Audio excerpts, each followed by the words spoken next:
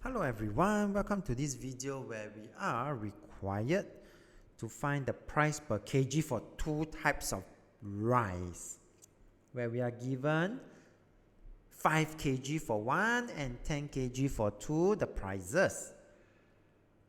So for A part 1, our focus is then on the fragrant, 5 kg for $9.60. So A part 1, what would then be the price for 1 kg? Per kg represents 1 kg. Alright? So the price per kg for fragrant is simply $9.60 divided by 5 kg, and that will give me $1.92 for each kg. Okay? Next, where we would then have part B, where we are talking about the premium rice at 10 kg. They give me this price. So for A part 2, the price per kg for premium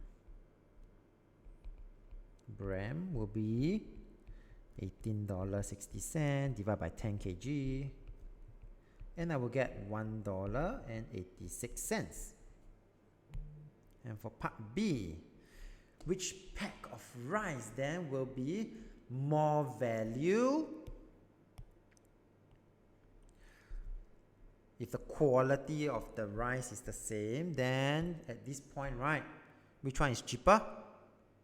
Yes, the premium brand is cheaper, and therefore to answer this question, premium